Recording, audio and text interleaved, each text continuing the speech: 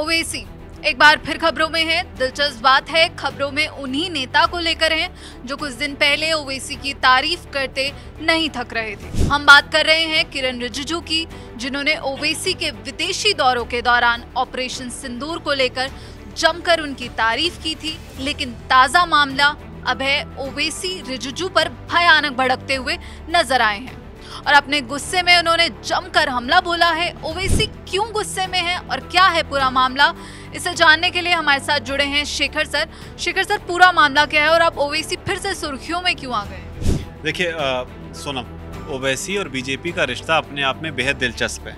राजनीतिक तौर पर दोनों की जो विचारधाराएं हैं बिल्कुल अलग अलग हैं, लेकिन जब ऑपरेशन सिंदूर जैसी घटना होती है, पहलगाम में जब आतंकी हमला हुआ, उस बीच में ओवैसी ने भारत के लिए इस तरीके से बैटिंग की कि बीजेपी को भी उन पर कहीं ना कहीं नाज हो गया।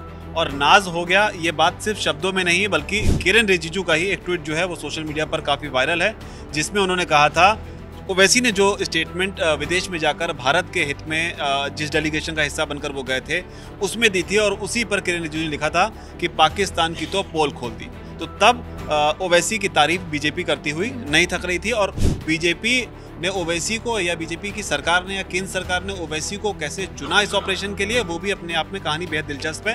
क्योंकि शुरुआत में उनका नाम नहीं था, बाद में अमित शाह का कॉल गया और उसके बाद मीटिंग हुई, मीटिंग के बाद जिम्मेदारी दी गई। ओवैसी ने भी कहा कि मैं जिम्मेदारी को बहुत अच्छे से निभाऊंगा। उस बीच में ओवैसी ने जो कुछ भी किया, उनकी फैन फॉलोइंग इंडिया में बहुत ज़बरदस्त तरीके से बढ़ी, और हमने भी जो भी उनके ऊपर वीडियो बनाए उसमें भी काफ़ी अच्छा रिस्पॉन्स देखने को मिला। लेकिन जो ताज़ा मामला हुआ है, यहाँ पर अब ओवैसी और किरण रिजिजू दोनों ही आमने सामने होते हुए नजर आ रहे हैं। उसके पीछे की बड़ी वजह यह है कि उन्हीं रिजिजू ने एक ऐसा ट्वीट किया जिस पर ओवैसी ने अपनी नाराजगी दर्ज की।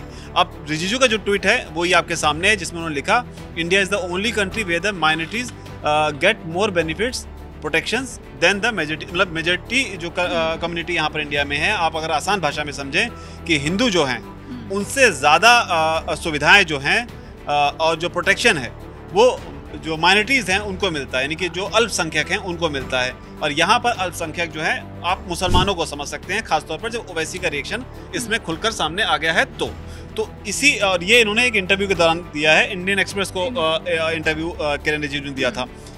इसी को लेकर अब असदुद्दीन ओवैसी ने ज़बरदस्त तरीके से रिजिजू पर हमला बोला, और हमला भी एक दो लाइन में ख़त्म कर दिया हो या कुछ सेकंड्स में अपनी बात ख़त्म कर दी हो, ऐसा नहीं है। एक लंबा चौड़ा पोस्ट उन्होंने लिखा है, और इसी में उन्होंने लिखते हुए एक के बाद एक कई सारी बातें जो हैं उन्होंने कही हैं। और इसी कड़ी में ओवैसी जो हैं अपने पोस्ट में लिखते हैं, पोस्ट आपके सामने है, अंग्रेज़ी में ये पूरा पोस्ट है और इसको हम हिंदी में आपको समझा रहे हैं। इसमें ओवैसी जो है, जो एक्स पर उन्होंने पोस्ट किया, उस पर लिखते हैं कि आप एक संवैधानिक पद पर बैठे हुए हैं, ये रिजिजू कह रहे हैं, और अल्पसंख्यक के अधिकार मौलिक अधिकार हैं, दान नहीं है। तो ये उन्होंने कहा है कि जो आप कह रहे हैं कि अल्पसंख्यकों को अधिकार मिले हुए, तो वो कह रहे हैं कि ये कोई दान नहीं है, ये हमारे अपने खुद के मौलिक अधिकार हैं, यानी कि संविधान का हवाला यहाँ पर देते हुए ओवैसी ने कहा। इसके अलावा उन्होंने आगे कहा कि क्या मुसलमानों को हर दिन पाकिस्तानी, बांग्लादेशी, रोहिंग्या, जिहादी कहलाना लाभ है?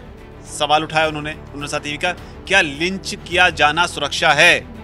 मॉब लिंचिंग की जिक्र यहाँ पर कर रहे हैं। हमारे घरों में, मस्जिदों में, मज़ारों को अवैध रूप से जो उनके ऊपर बुलडोज़र चला दिए जाते हैं, बुलडोज़र से उन्हें ढहा दिया जाता है, ऐसा देखना क्या ये एक विशेष अधिकार है? ये सवाल उठाया है। आगे ओवैसी ये कह रहे हैं कि सामाजिक, राजनीतिक और आर्थिक रूप से हमें अदृश्य बना दिया गया है, क्या ये अधिकार है? आगे ये भी कहते हैं कि जो भारत के प्रधानमंत्री के नफरत भरे भाषणों का निशाना बनना सम्मान की बात है, ये सवाल उठा रहे हैं। पीएम मोदी पर सवाल उठा रहे हैं कि प्रधानमंत्री मोदी, वो आरोप लगा रहे हैं बेसिकली कि प्रधानमंत्री मोदी नफरत भरे भाषण देते हैं, उनका निशाना बनना जो है, क्या ये सम्मान की बात है? तो एक के बाद एक कई सारे सवाल जो हैं वो यहाँ पर दाग रहे हैं। अगला सवाल ये दागते हुए ये कहते हैं कि अल्पसंख्यक अब दूसरे दर्जे के नागरिक भी नहीं हैं, हम बंधक हैं। बहुत बड़ी बात है। और आप जोड़ें या न जोड़ें, दो विदेश में जाकर जो ओवैसी कहकर आए थे, ये कहीं ना कहीं उससे बिल्कुल उलट बात अब ये करते हुए यहाँ पर दिखाई पड़ रहे हैं। इसके अलावा ओवैसी ये कहते हैं कि जो भारत के मुसलमान हैं वो एकमात्र ऐसा ग्रुप है जिनके बच्चे अपने माता पिता या दादा दादी से भी बहुत खराब स्थिति में हैं। तो ये उन्होंने कहा है, पीढ़ीगत जो अंतर आया है वक्त के साथ में, अब वो धीरे धीरे जो है पूरी तरीके से स्थिति और ज़्यादा भयावह होती जा रही है। उन्होंने मुस्लिम बाहुल क्षेत्रों का भी जिक्र किया। उन्होंने कहा कि जो मुस्लिम बाहुल क्षेत्र जो हैं वहाँ पर बुनियादी सुविधाएं जो हैं वो नहीं है। मुस्लिम बहुल क्षेत्र जो है बुनियादी सुविधाओं से वंचित हैं। इसके आगे वो ये भी कहते हैं कि अगर दूसरे देशों के जो अल्पसंख्यक हैं उनके साथ हम कंपेयर करें तो हम उनसे तुलना करने की मांग नहीं करते हैं, लेकिन जो बहुसंख्यक समुदाय को मिलने वाली राशि है उससे ज़्यादा की मांग भी हम नहीं कर रहे हैं। तो ये वो कह रहे हैं, साथ ये भी कह रहे हैं कि हम संविधान की ओर से दिए गए उन तमाम प्रोमिसेस की मांग कर रहे हैं, जो वादों की मांग कर रहे हैं, जिसमें हमें आर्थिक, राजनीतिक और सामाजिक जस्टिस की, न्याय की जो बात कही गई है वो हमें मिलना चाहिए।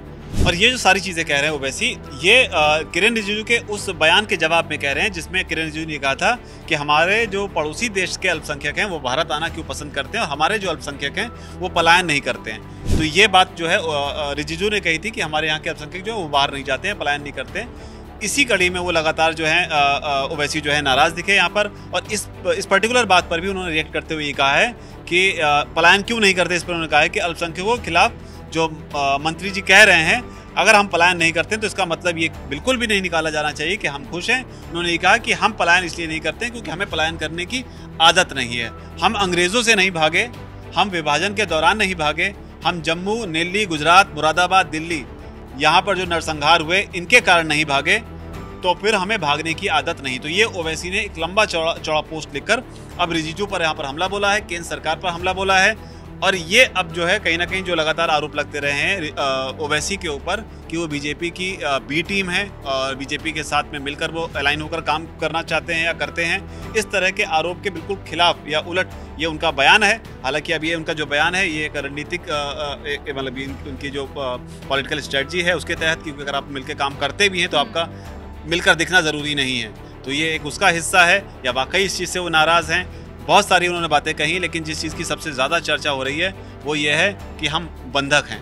ये बात जो है ओवैसी कह रहे हैं और ये एक विवाद का एक बड़ा कारण जो है आगे जाकर बन सकता है। सुनो, आपका बहुत बहुत शुक्रिया शेखर सर पूरी जानकारी देने के लिए। अब हम जो ओवैसी हैं वो अपने तेज तर्रार भाषणों के लिए ही जाने जाते हैं, लेकिन ओवैसी का जो नया बयान आया है भारतीय मुसलमानों को लेकर, जो ओवैसी ने कहा है कि हम बंधक हैं, इस पर आपकी क्या राय है? आप क्या सोचते हैं और क्या असलियत में जो भारतीय मुसलमान हैं वो भारत में बंधक हैं?